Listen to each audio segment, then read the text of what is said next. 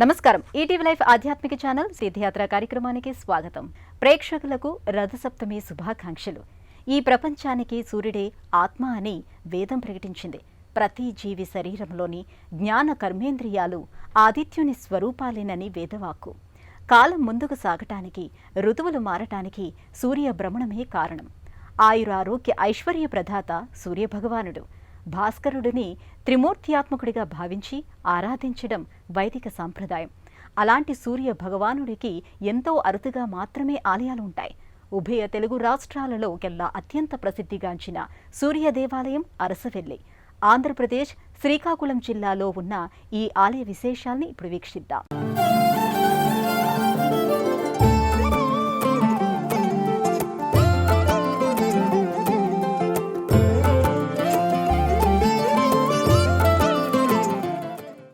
సూర్యుడి చైతన్యం, శక్తి ఈ జగత్తుకి ఐశ్వర్యాల్ని ప్రసాదిస్తుంది. ప్రత్యక్ష భగవానుడిగా, కర్మసాక్షిగా, జీవుల పాలిట అన్నదాతగా సూర్యుడిని ఆరాధిస్తాం. అలాంటి సూర్య భగవానుడు అర్చామూర్తిగా ఆరాధనలో అందుకుంటున్న దివ్యక్షేత్రం అరసవెల్లి. తన శక్తిని ఓ విగ్రహంలోకి ఆపాదించి ఇంద్రుడికి సూర్యుడు బహుమతిగా అనుగ్రహించాడని, ఆ విగ్రహాన్నే ఇంద్రుడు ప్రతిష్ఠించాడని స్కాందపురాణం తెలియజేస్తుంది. పురాణ యశస్సు, చారిత్రక యశస్సు కలగలిసిన దివ్యక్షేత్రం అరసవెల్లి. సప్తాశ్వరథమారూఢం ప్రచండం కశ్యపాత్మజం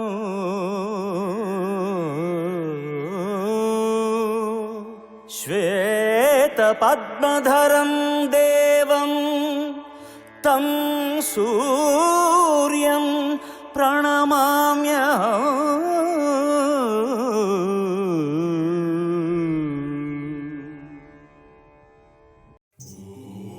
నమస్తే రుద్రరూపాయ రసానాం ప్రతయే నమః.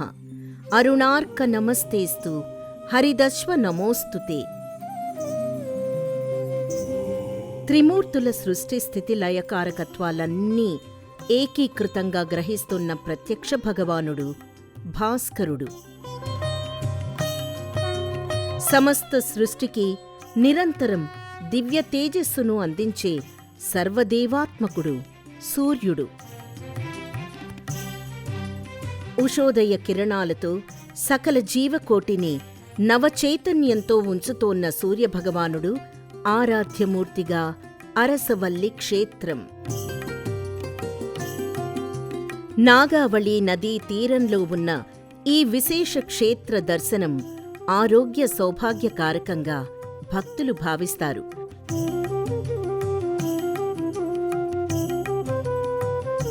పద్మపురాణం ప్రకారం కశ్యప మహర్షి సూర్య భగవానుడి విగ్రహాన్ని దర్శించి సూర్య దీక్షను ఈ క్షేత్రంలో చేపట్టాడని అంటారు. ద్వాపర యుగం నుంచి ఈ ఆలయం కొనసాగుతోందనడానికి అనేక ఆధారాలున్నాయి.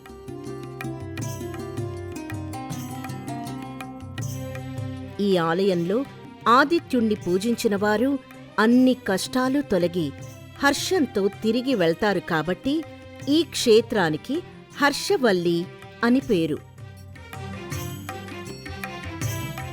హర్షవల్లి పేరే జన వ్యవహారంలో క్రమంగా అరసవల్లిగా స్థిరపడింది. మహాసౌర క్షేత్రంగా, మహిమాన్విత భాస్కర క్షేత్రంగా ఈ సన్నిధికి ఎంతో ప్రశస్తి ఉంది. సువిశాలమైన ప్రాంగణంలో ఓఢ్య శైలిలో అంటే కళింగ ఆలయ నిర్మాణ శైలిలో ప్రధాన ఆలయ గోపురం దర్శనీయమవుతుంది. అయితే ఈ ఆలయాన్ని అనేక సందర్భాలలో పలు రీతులలో వివిధ రాజవంశీకులు నిర్మించారు. ఎప్పటికప్పుడు నవీకరణ చెందుతూ ఆలయం ప్రస్తుతం ఉన్న రూపాన్ని సంతరించుకుంది. సాధారణంగా మనం దర్శించే ఆలయాల కన్నా భిన్నంగా విలక్షణమైన కట్టడాలతో అరసవల్లి సూర్యాలయం ఆకట్టుకుంటుంది.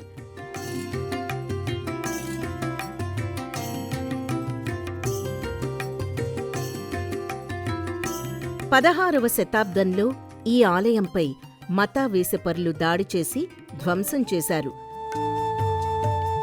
ఆ సందర్భంలో గర్భాలయంలో ఉన్న విగ్రహాన్ని సీతారామస్వామి అనే భక్తుడు ఆలయ ప్రాంగణంలో ఉన్న బావిలో నిక్షిప్తం చేశాడంటారు. 1788వ సంవత్సరంలో యలమంచిలి పుల్లాజీ పంతులు ఆలయాన్ని పునర్నిర్మింపజేశాడు. ఆ తర్వాత 1999వ సంవత్సరంలో వరదు బాబ్జీ అనే భక్తుడు స్వామివారి అనుగ్రహ విశేషంతో అరసవల్లి సూర్యాలయాన్ని పునర్నిర్మాణం చేయించారు. ఉత్సవ మంటపాన్ని నిర్మించడమే కాక గర్భాలయాన్ని చలువరాతితో అందంగా తీర్చిదిద్దారు.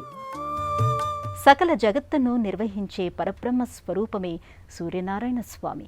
అలాంటి సూర్యదేవుడు సుందర సమ్మోహన విగ్రహాకృతిలో గర్భాలయంలో స్థానకమూర్తిగా దర్శనమిస్తాడు. అరుణ జాతికి చెందిన ఏకశిలామూర్తిగా సూర్యభగవానుడు గోచరమవుతాడు. సూర్యభగవానుడి మూర్తిమత్వం ఈ మూల విరాట్లో ప్రస్ఫుటమవుతుంది. సూర్యుడే ఈ విగ్రహాన్ని రూపొందించి సూర్యశక్తిని ఇందులో నిక్షిప్తం చేశాడంటారు. సప్త యంజంతి రథమేక చక్రం ఏకో అశ్వోపహతి సప్తనామా త్రినాభిచక్రమజరమస్వరం ఏనామా విశ్వా భువనాని తస్థుః. 7 కిరణాలు ఒకే విధంగా కలిగిన రథచక్రం సూర్యుడిది. స్వాధీనమైన సప్త మయూఖాలు కలిగి 3 నాభులు కలిగి కాలచక్రాన్ని ధరించి సూర్యుడు సకల లోకాల్ని పరిపాలిస్తున్నాడు. అలాంటి భాస్కరుడు అర్చామూర్తిగా దర్శనమిచ్చే అపురూప అద్వితీయ క్షేత్రం అరసవల్లి. గర్భాలయంలో ఉన్న సూర్యనారాయణ స్వామి విగ్రహం ఎంతో వైభవంగా విరాజిల్లుతోంది. అనూరుడు సారథ్యంలో సప్తాశ్వాల రథం, వాటిపై సూర్యుడి సతీమణులైన ఉష, పద్మినీదేవి సమేతంగా రవి భగవానుడు ప్రకాశిస్తూ ఉంటాడు. విగ్రహ పాదాల సమక్షంలో ఛాయాదేవి రూపం నెలకొని ఉంటుంది. 2 హస్తాలతో కూడిన సూర్యనారాయణమూర్తికి వింజామర వీస్తూ ఛత్రం పడుతూ సనక సనంద మునుల ఆకృతులు, ద్వారపాలకులైన మాతరుడు, పింగళ రూపాలు దర్శనమిస్తాయి. పద్మపీఠంపై ఉన్న సూర్యనారాయణుడి విగ్రహం 5 అడుగుల ఎత్తు కలిగి ఉంటుంది. సూర్యుడి నడుము వద్ద సూర్య కఠారి అనే కరవాలం అలంకృతమై ఉంటుంది.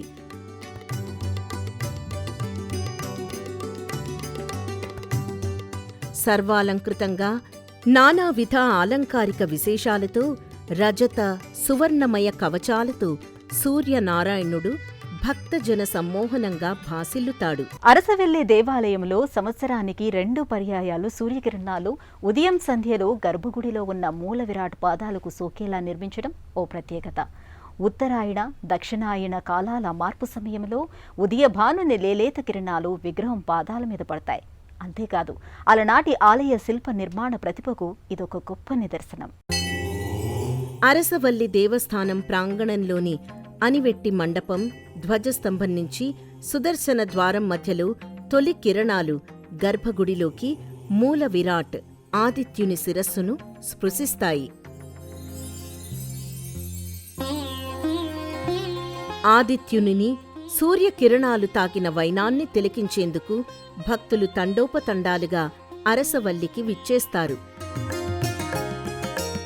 సకల జీవులకు సంక్షేమాన్ని, ఆయురారోగ్యాల్ని ప్రసాదించే ఈ స్వామివారి 2 చేతులు అభయముద్రలోనే ఉంటాయి. ఉత్తరాయణ, దక్షిణాయన మార్పుల్లో భాగంగా ప్రతి ఏటా మార్చి 9, 10, 11, 12 తారీఖుల్లోనూ, అక్టోబర్ 1, 2, 3, 4 తేదీల్లోనూ స్వామివారి ధ్రువమూర్తిపై సూర్యకిరణాలు సోకుతాయి.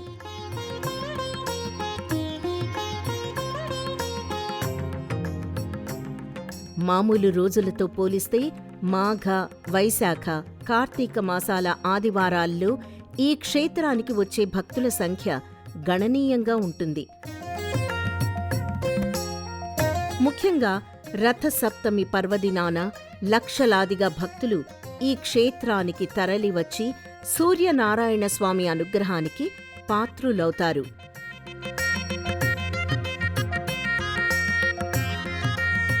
ఉదయాన్నే స్నానానంతరం సూర్యుడికి అర్ఘ్యమిచ్చి ఉదయభానుడి లేలేత కిరణాలకు నమస్కరించడం మన సంప్రదాయంలో ముఖ్య భాగం.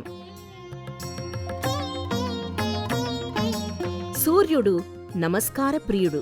సూర్య నమస్కారాలతో ఆదిత్యుడు ప్రసన్నుడై ఆరోగ్య సౌభాగ్యాన్ని అనుగ్రహిస్తాడని ప్రతీతి. సూర్య నమస్కారాల వల్ల శారీరకంగానే కాకుండా మానసికంగానూ ఉల్లాసం కలుగుతుంది. ఇది వైజ్ఞానికంగా కూడా నిరూపితమైన సత్యం. ఈ క్షేత్రాన్ని దర్శించి మండల రోజులు సూర్య నమస్కారాలు చేసినట్లయితే సమస్త అనారోగ్యాలు దూరమై ఆరోగ్యం సిద్ధిస్తుందని విశ్వాసం.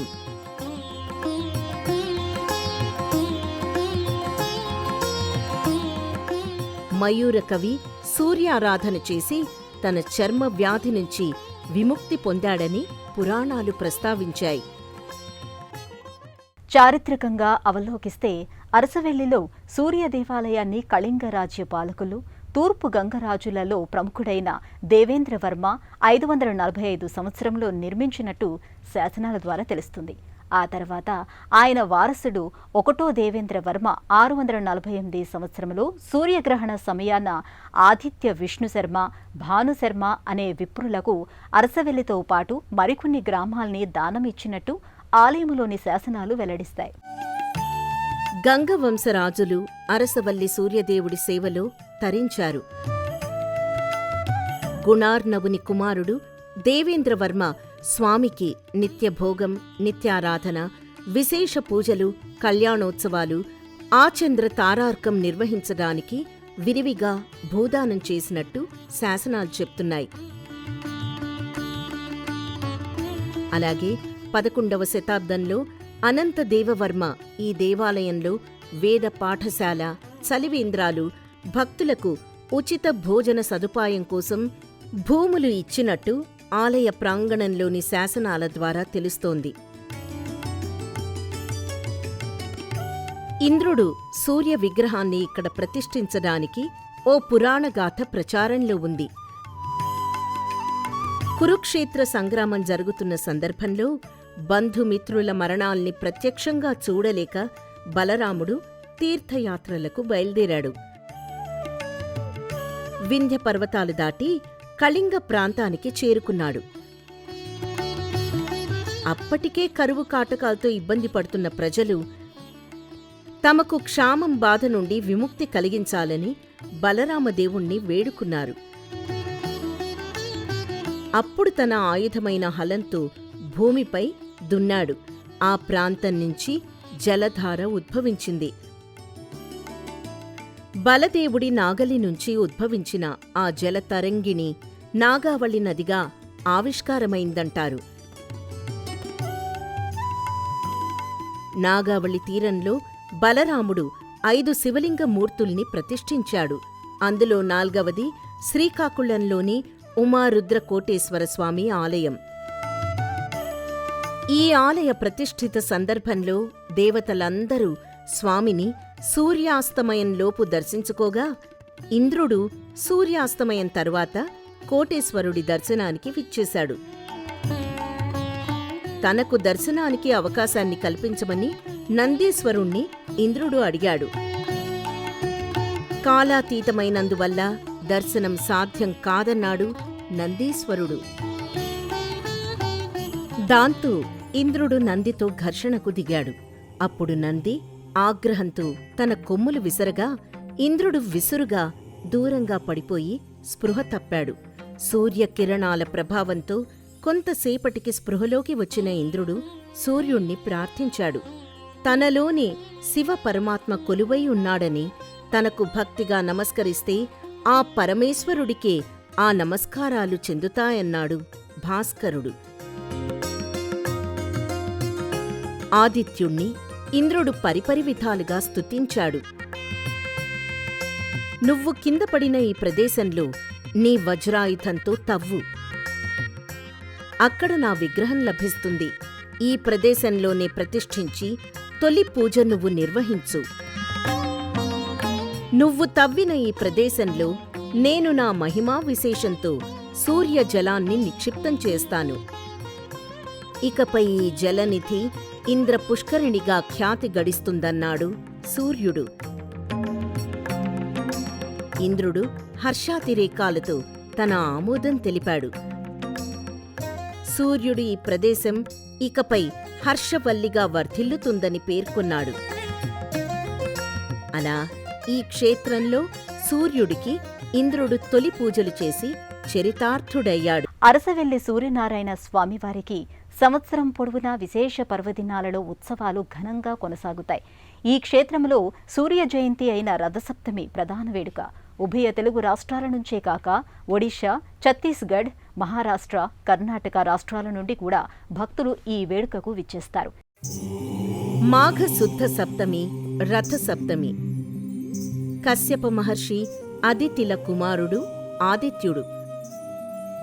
వేదాల ఆధారంగా మన్వంతరం మాఘ శుద్ధ సప్తమి నాడు ప్రారంభమైందని, ఆ రోజున సూర్యదేవుణ్ణి ఆరాధించేవారికి మోక్షం లభిస్తుందని పురాణాలు చెబుతున్నాయి. రథసప్తమి నాడు ఆకాశంలో నక్షత్రాల సముదాయం రథాకృతిలో ఏర్పడుతుందంటారు. ఆ నక్షత్ర సమూహం మధ్యలో సూర్యుడు వెలుగొందుతాడు. అందుకే ఈ పర్వాన్ని రథసప్తమిగా వ్యవహరిస్తున్నారు. గోమయ పిడకలతో తయారు చేసిన తంపిని ఏర్పరిచి ఆవుపాలు, కొత్త బియ్యం, బెల్లంతో పాయసం చేసి సూర్యుడికి నైవేద్యంగా సమర్పిస్తారు.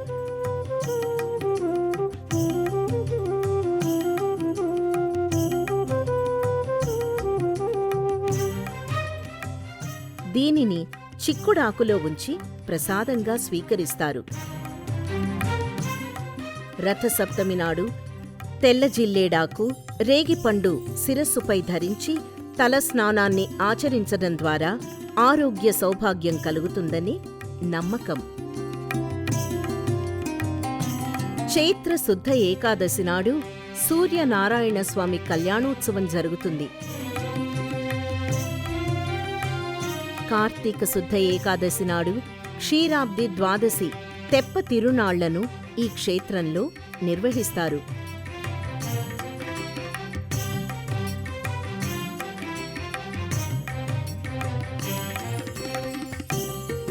ఇంద్ర పుష్కరిణిలో ఉత్సవ విగ్రహాలతో కొనసాగే ఈ వేడుక కన్నుల పండుగగా కొనసాగుతుంది.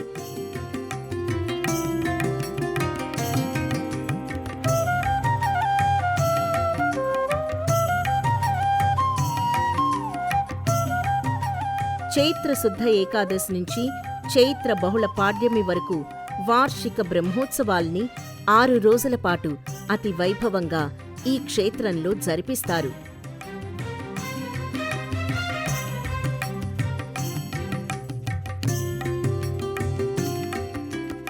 మహాశివరాత్రి నాడు ఈ ఆలయ క్షేత్ర పాలకుడైన భువనేశ్వరి సమేత రామలింగేశ్వర స్వామివారికి అభిషేకాది వేడుకలు, కళ్యాణోత్సవాన్ని నిర్వహిస్తారు.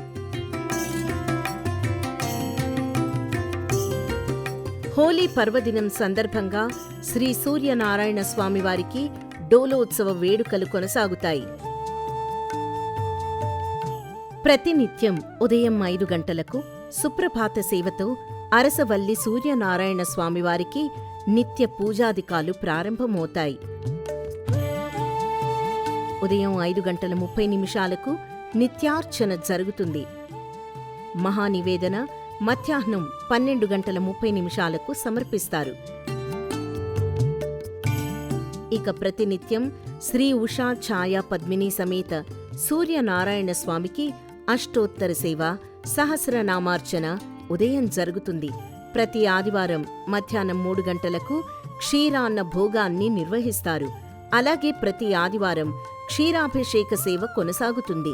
ప్రతి ఆదివారం సాయంత్రం 6 గంటలకు తిరువీధి సేవ ఉంటుంది. ప్రతి ఆదివారం ఉదయం 6 గంటల నుండి మధ్యాహ్నం 12 గంటల వరకు సూర్య నమస్కారాల ఆర్జిత సేవా సౌకర్యం ఉంటుంది.